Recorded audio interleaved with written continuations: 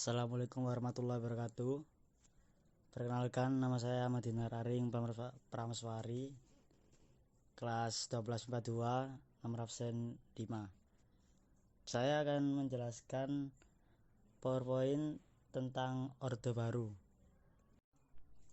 Yang pertama, pengertian Orde Baru.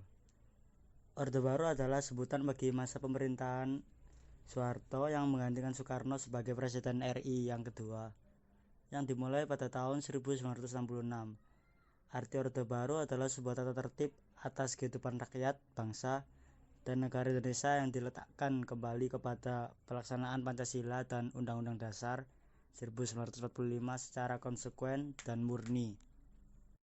Latar belakang lahirnya Orde Baru karena adanya Super Semar atau Surat Perintah 11 Maret adalah akibat peristiwa G30 SPKI, yaitu aksi kudeta PKI yang menculik dan membunuh beberapa perwira TNI Angkatan Darat dan beberapa orang penting lainnya. Kejadian ini memicu kekacauan negara, pembantian anggota PKI terjadi di mana-mana, dan keamanan negara menjadi tidak terkendali. Presiden Soekarno menanggapi tuntutan tersebut dengan melakukan reshuffle pada Kabinet Dwi Kora. Namun, reshuffle tersebut dinilai kurang memuaskan karena masih terdapat unsur PKI di dalamnya. Yang kedua, saat itu negara mengalami masa-masa penting dan kekuasaan presiden semakin lemah. Akhirnya pada tahun 1966, Soekarno menandatangani surat penunjukan Soeharto sebagai Presiden RI kedua yang dikenal dengan nama Super Semar. Soeharto secara resmi diangkat sebagai Presiden RI kedua pada tanggal 22 Februari tahun 1965 melalui ketetapan MPRS dan sidang istimewa MPRS pada tanggal 7 sampai 12 Maret 1967. Tujuan Orde Baru. Tujuan Orde Baru ini antara lain mengoreksi total penyimpangan yang terjadi pada era pemerintahan Orde Lama, penataan kembali seluruh aspek kehidupan rakyat, bangsa, dan negara, melaksanakan amanat Pancasila dan Undang-Undang Dasar 1945 secara murni dan konsekuen, dan menyusun kembali kekuatan bangsa untuk menemukan stabilitas nasional. Berikutnya, sistem pemerintahan Orde Baru.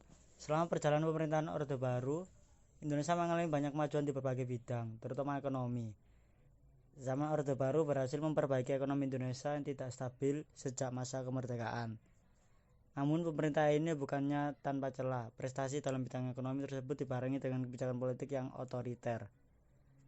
Kebijakan politik yang otoriter dalam arti bahwa kekuasaan presiden berada di atas Undang-Undang Dasar 1945. Sistem pemerintahan Orde Baru adalah patronase atau patronasi atau bapakisme. Soeharto memberikan posisi-posisi penting dalam pemerintahan kepada lawanan politiknya. Soeharto juga memberikan kesempatan bagi para pendukungnya untuk dapat melakukan bisnis yang menguntungkan. Sejak pemerintahan tahun 1967, Presiden Soeharto membentuk kabinet pertama, yaitu Kabinet Ampera.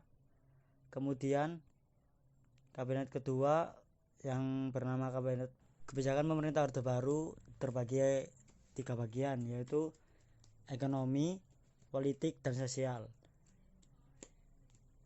Yang ekonomi membuat program yang disebut dengan Rencana Pembangunan 5 tahun atau Repelita yang dimulai pada tahun 1969 hingga 1994 dan berhasil meningkatkan ekonomi nasional. Yang kedua, kebijakan politik. Kebijakan politik dalam negeri pertama adalah pembubaran PKI beserta organisasi-organisasi sayapnya dan membersihkan DPR atau MPR dari unsur-unsur PKI. Pemilu pada masa Orde Baru pertama kali dilakukan pada tahun 1971. Yang ketiga, kebijakan sosial.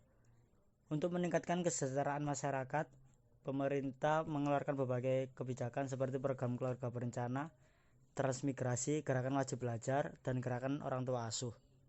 Ciri-ciri Orde Baru: pemerintahan diktator dan otoriter, tetapi kondisi tetap aman, nyaman, dan terkendali. Yang kedua, implementasi hak asasi manusia masih sangat terbatas dan masih marak terjadi pelanggaran. Yang ketiga, Indonesia kembali menjadi anggota PBB. Yang keempat, pemilu hanya diikuti 3 partai yaitu PPP, Golkar, dan PDI.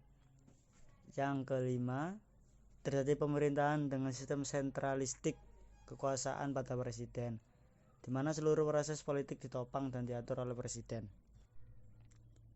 Perbedaan Orde Lama dan Orde Baru. Pada Orde Lama, kebijakan ekonominya tertutup dengan orientasi komunis atau sosialis, dan politik masih mengandung emosi nasionalisme masyarakat masih sangat tinggi karena negara baru saja merdeka. Stabilitas politik dan ekonomi pun masih sangat tinggi.